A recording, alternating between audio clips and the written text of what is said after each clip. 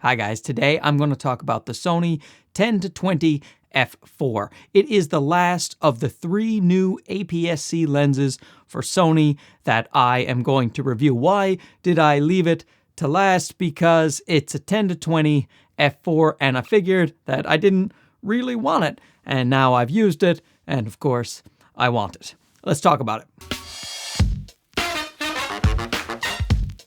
Okay, I'll get into the specs of the camera in a minute and talk about its photo capabilities, but because the lens is so well suited for videography, why don't we go out for a little vlogging walk while I talk a little bit about the lens, and I'm going to bring this little guy along too, the Crane M2S, the smallest, lightest weight gimbal that I have ever owned. Okay, so I may have underestimated this lens a little bit. When it was released, I was thinking it wasn't that exciting for someone like me because I think the Tamron 11-20 is a great lens, and that's a 2.8 instead of an f4 like this. So they came out with a 15mm f1.4, a level 1.4, and then 11mm 1.8, very wide, tiny lens, lets in a good amount of light. But this guy here, oh boy, he has surprised me because I don't know if Sony had a meeting with Zhiyun and said, hey, what's the lightest gimbal that Mark has? The Crane M2S, very small, lightweight gimbal. Let's make all of our lenses fit on that so he can continue his fantastic YouTube career.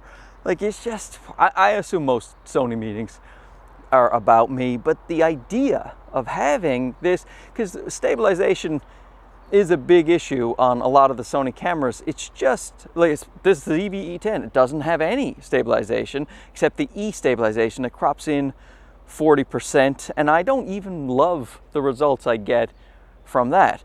So the gimbal thing has become something I definitely like to do, but there aren't that many lenses I can do it with. But these 3 lenses from Sony, I can do it all. You know, like I was thinking this lens for landscape photography, because I have a 16-35 f4 for my full frame, which I like a lot. I have the original version, and I think that's great because I never need to go below f4 when I'm shooting landscape photography. I figured to have a 15-30 f4 for my little APS-C camera, that would actually be kind of cool, but I doubted that I was going to use it for video. But look at this, here we are. And so if you're shooting any kind of production where you're not in a low light situation, this guy's not going to be great in low light. Even like right now, it's 6 o'clock in the morning, I don't have an ND filter on, and I'm ready to bump my ISO if it gets a little bit darker. So this is not a good low light lens, but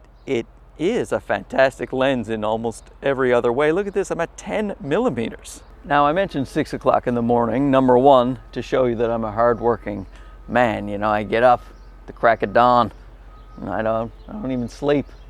Don't even get up. Don't sleep. I work all the time. It's hustle culture. Oh, I love the hustle. Gary V, right? That's the new world. We're all Gary V now.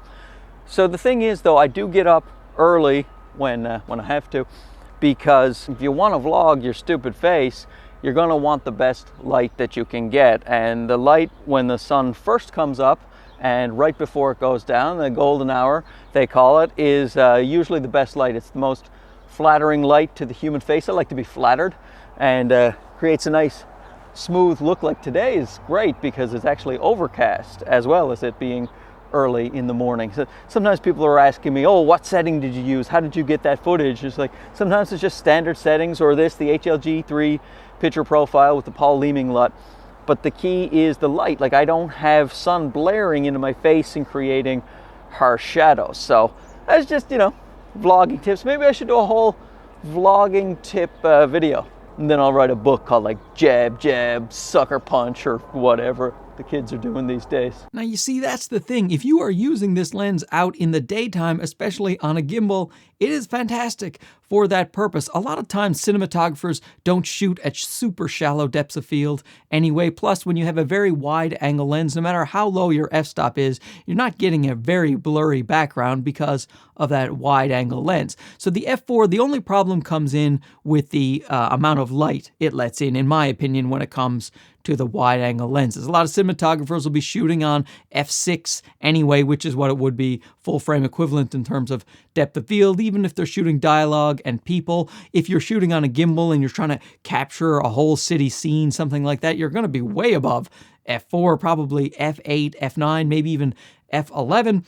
So a lot of people have to use ND filters anyway when it's out in the daytime. So the f4, as I'm trying to convey, in the day is not necessarily a bad thing at all. When it starts to get dark, very much. And you can't do any kind of astrophotography with an f4, and that is a major drawback. My only point is, while it is an f4 and I would prefer it to be lower, there are lots of times where you don't need lower than f4. I have this right here, and I use it all the time, the Sony 10-20mm f4. It's my landscape lens, and it cost me $1,600 when I bought it, so I have no trouble buying an f4 lens if you're using it for the right purposes. So now let's talk about the lens itself for a little bit. Yes, it's 10-20 f4, so full frame equivalent, you're talking about a 15-30 focal length, which is great for, as I say, cityscapes, landscape photography, getting that wide angle field of view, or if you're doing street photography as well, the 10-20 on the APS-C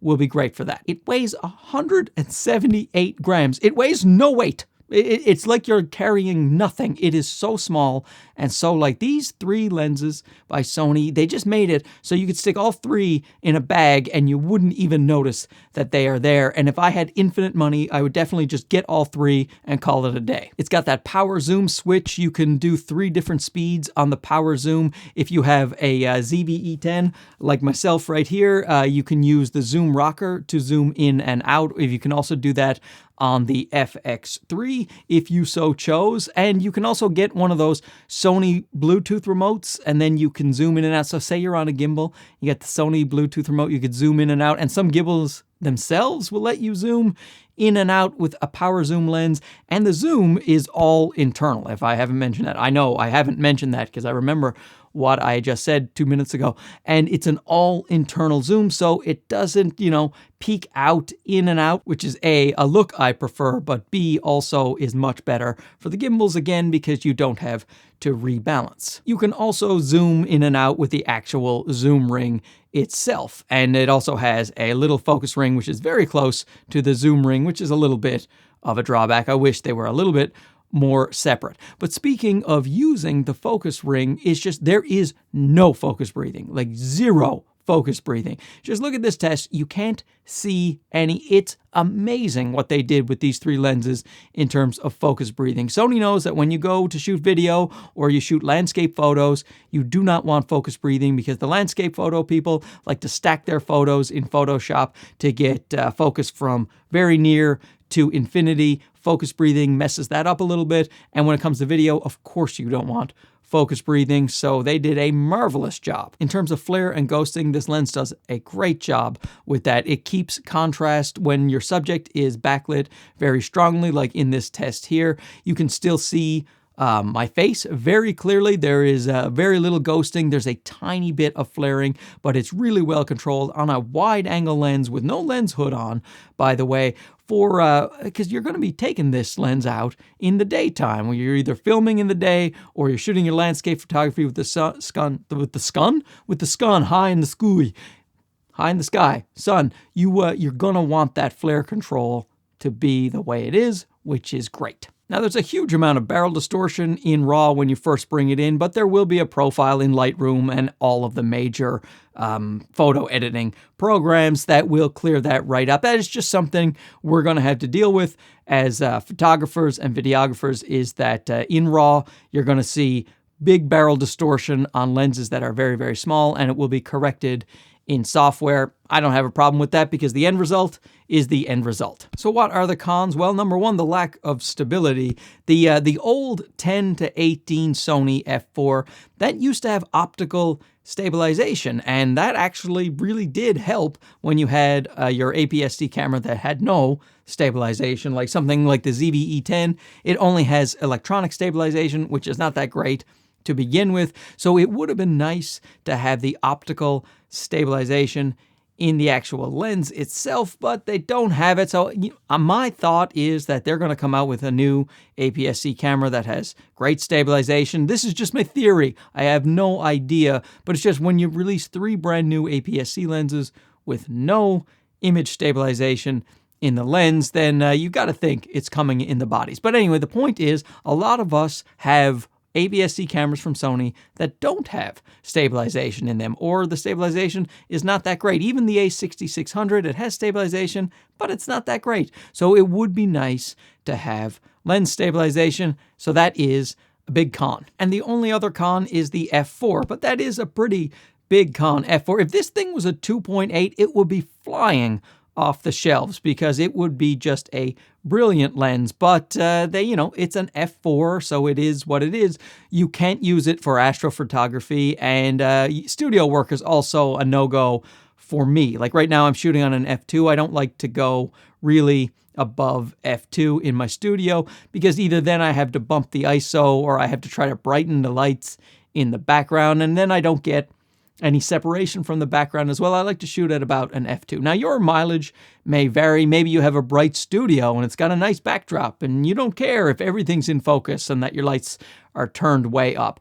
But because the focal length itself is okay for a studio, but in my opinion, because I like to shoot between, 20 and 30 millimeters, generally speaking, for my studio work, and that lens will cover that full frame terms, I should say. But if you are shooting in a studio, you're going to need some decent light. Now, the price of this guy is coming in at $748, which is not a cheap lens for the APS-C, but like I said, when you compare it to the 16-35 f4, which is full frame, those are much more expensive than $748. The Tamron 11-20 f2.8 is actually $830. So, that's almost $100 more. What is that? That's $80 more. And if you get this little lightweight gimbal here, then this is going to be a much cheaper gimbal than other gimbals that you'd need for bigger lenses. Like I would have to run the Tamron. I'm actually going to do a Tamron